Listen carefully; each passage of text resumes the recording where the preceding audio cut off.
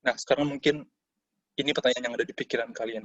Gimana sih cara profit di saham? Nah, cara profit di saham itu ada dua. Yang pertama adalah capital gain, yang kedua adalah dividen. Capital gain itu adalah selisih harga jual dengan harga beli.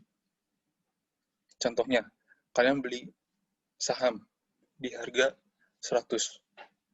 Lalu saham itu naik menjadi harganya 120. Nah, kalian ini mendapatkan capital gain sebesar 20 yang didapatkan dengan 120, harga jualnya dikurangi dengan 100, harga belinya. Oke. Yang kedua, itu adalah dividen. Di mana dividen ini adalah pembagian keuntungan dari perusahaan ke investor. Jadi di Bursa Efek Indonesia itu beberapa perusahaan secara periodik akan membagikan porsi dari keuntungannya ke investor. Gitu, teman-teman. Kita ambil contoh ya. Ini misalnya si Amir nih. Tadi si Amir misalnya nggak jadi bikin toko jeruk. Jadi si Amir ini jadinya membeli saham BRI pada Januari 2016. Di mana pada saat itu harganya itu adalah 2.240 per lembar. Dan jumlah yang si Amir beli ini adalah satu lot atau 100 lembar saham. Sebagai catatan, di Bursa Efek Indonesia sampai sekarang itu memperjualbelikan saham itu kuantitasnya itu dalam lot. Jadi bukan dalam lembar saham, tapi dengan jumlahnya itu per lot. Di mana satu lot itu sama dengan 100 lembar saham. Jadi, modal yang si Amir keluarkan untuk membeli saham BRI ini adalah 224.000, yaitu 2.240 dikalikan dengan 100. Harga dikalikan dengan jumlah lembar sahamnya. Oke, kita lanjut ya. Sekarang misalnya kasusnya itu si Amir itu pengen menjualkan sahamnya pada saat ini, gitu ya misalnya. Nah, jadi ada dua profit sesuai dengan yang tadi disampaikan.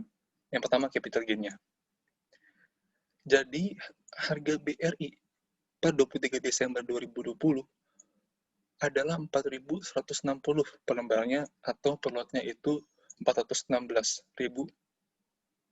Oke. Jadi si Amir ini mengalami keuntungan capital gain sebesar 192.000. Dari mana sih angka ini? Angka ini didapat dari 416.000, yaitu nilai saham sekarang dikurangi dengan harga modal belinya si Amir tadi.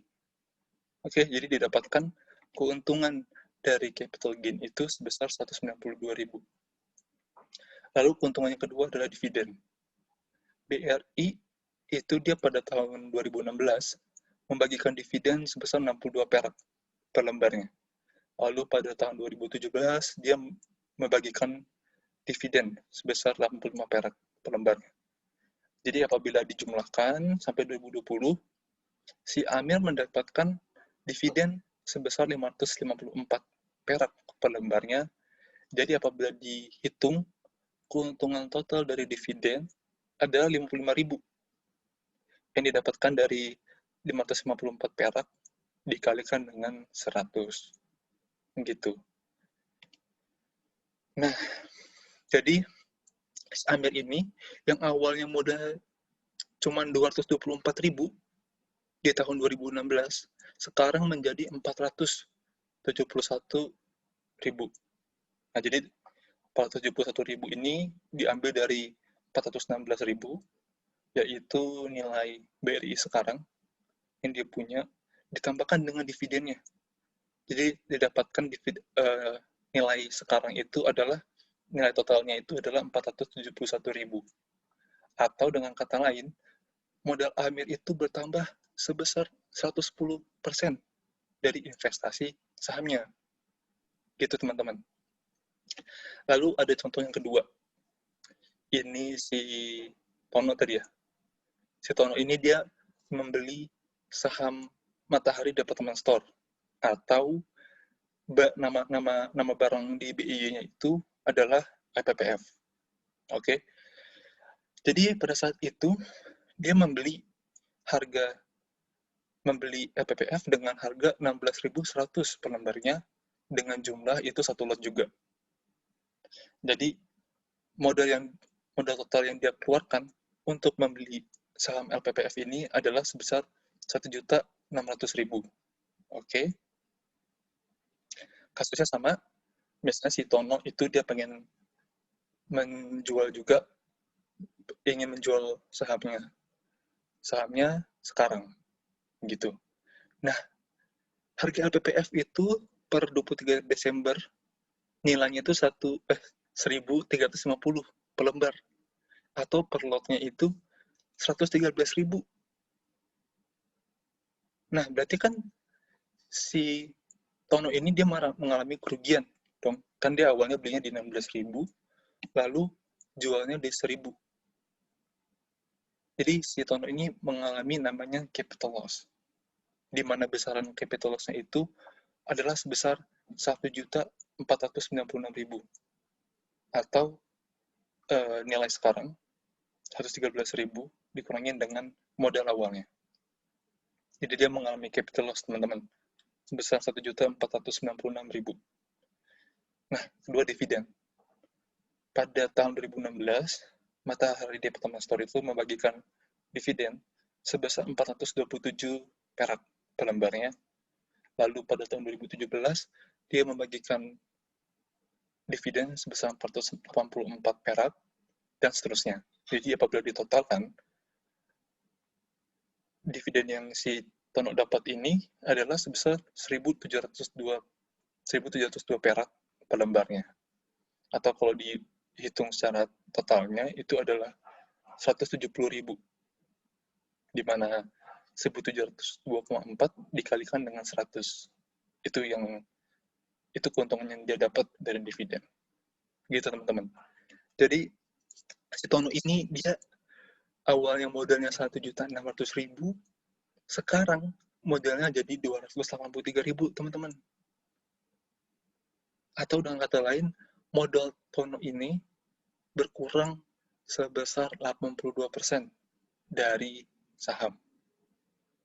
Gitu. Jadi mungkin yang pertanyaan yang timbul di benak teman-teman itu sekarang adalah bagaimana supaya kita itu kayak Amir dan nggak rugi kayak Tono. Caranya adalah dianalisis dulu, teman-teman. Jadi sebelum membeli suatu saham, kalian itu harus menganalisis. Jadi kalian nggak belinya itu nggak ngasal dan nggak ikut-ikutan orang lain gitu. Di saham itu ada dua aliran besar lah. Ada dua aliran besar analisis. Yang pertama adalah analisis fundamental, yang kedua adalah analisis teknikal. Di mana analisis fundamental ini dia fokus mempelajari seluk-beluk dari suatu perusahaan. Jadi analisis fundamental ini tinjauannya adalah perusahaannya. Sementara untuk analisis teknikal, dia fokus mempelajari pergerakan harga dari suatu saham dan volumenya. Jadi bahan tinjauannya itu adalah harga dan volume. Gitu. Tapi untuk analisis nggak akan dibahas sekarang, karena ntar bakal sangat panjang. Oke? Nah, kalau sampai sekarang kalian masih tertarik untuk terjun ke saham, kalian tuh harus gimana sih? Nah, yang harus kalian lakukan yang pertama adalah membuka rekening saham. Rekening sekuritas maksud saya.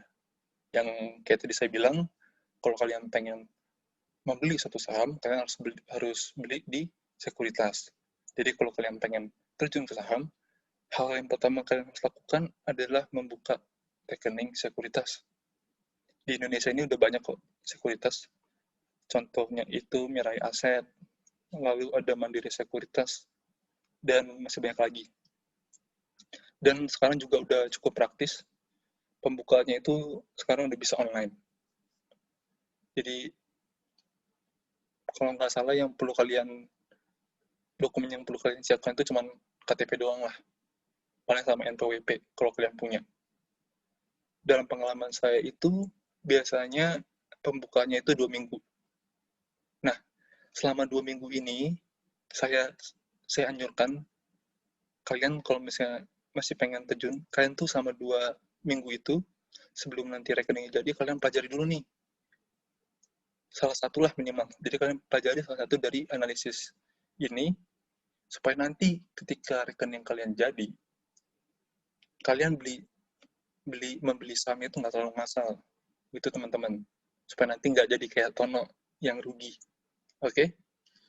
Nah selain sekuritas juga kalian bisa mendownload aplikasi pembantu yang paling terkenal sekarang itu namanya RTI Business, di mana pada RTI Business ini kalian bisa melihat pergerakan indeks, lalu kalian bisa melihat sekilas tentang perusahaan, kondisi finansialnya, lalu kalian juga bisa melihat jadwal pembagian dividen dan lain-lain. Menurut saya cukup berguna sih buat kalian download. Oke, sekian dari saya.